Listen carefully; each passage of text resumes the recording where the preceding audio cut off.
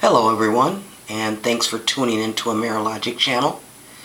This is part 3 of my video that I've been doing called White Flight. Today I'm going to touch on a subject that has to do with white flight called redlining. I entitled this video The Red Line, Poverty Pays. Now, with the onslaught of white flight being so successful, such a successful campaign, I found out that there were other campaigns prior to this that had happened in the past.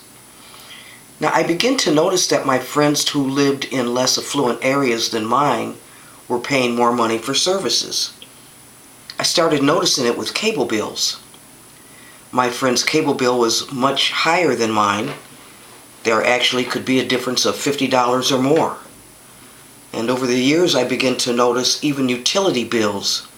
There was a difference in the prices that I was paying as opposed to what she was paying. Then I started noticing the insurance bill differences, utility bills.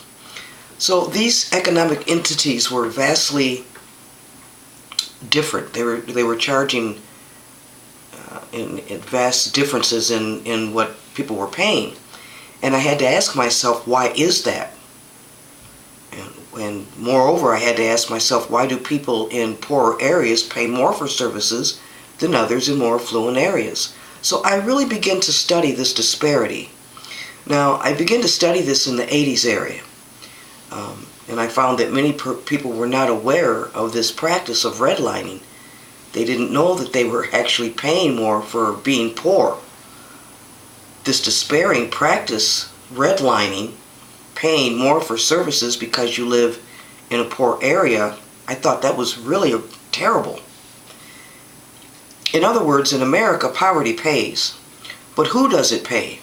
Who advances over poverty in America? Now, if we had no poverty, there really wouldn't be any advantage for the rich.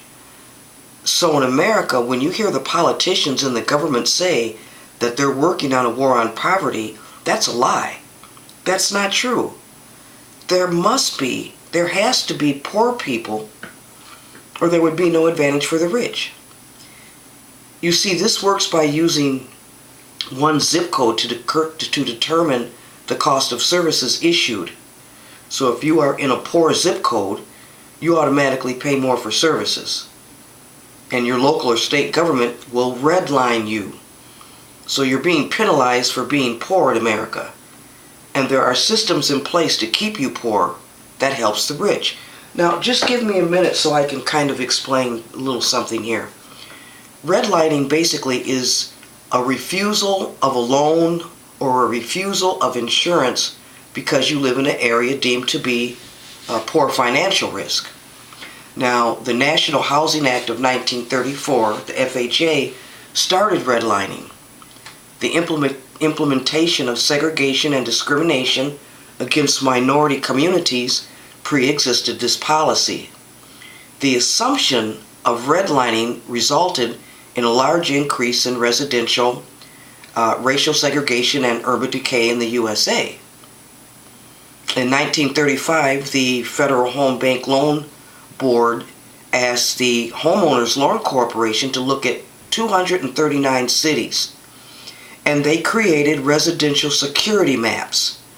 And these maps were basically to indicate the level of security for real estate investments in each surveyed city. Now, the new areas were given an A, so they were outlined in a blue line. These were very affluent areas. The type C or B areas, they were outlined in green. They were still viable areas to receive loans. But the type D areas were outlined in red. These were the most risky for mortgage support, insurance, or loans. So this is basically how redlining works and when it got started. Now, as a consequence of redlining, neighborhoods, local banks deemed certain areas unfit for development. And they were basically just left underdeveloped and in despair. And any attempt to repair these areas with even relatively small-scale business ventures were commonly obstructed by the financial institutions. And even when existing businesses collapse, new ones were not allowed to replace them. So I'm telling you this so that the next time you ride through a despairing area, an area that is titled a ghetto, you need to know that that is by design. That the people that were living in these areas did not create the ghetto. The ghetto was created because of redlining and because these areas weren't allowed by financial institutions to be rebuilt, such as Ferguson. These areas are going to stay blighted. Forget about the fires that they had during the riot. They were blighted way before that. And because of redlining, because these are deemed as risky areas, local financial institutions are not going to allow any reconstruction. So I hope this helps you in your thinking as far as saying, oh, that's a ghetto, or oh, black people cause ghettos. No, in 1934, our government started ghettos. Of course, it started way before that, but they made it legal with redlining. So stay tuned for part 4 of White Flight.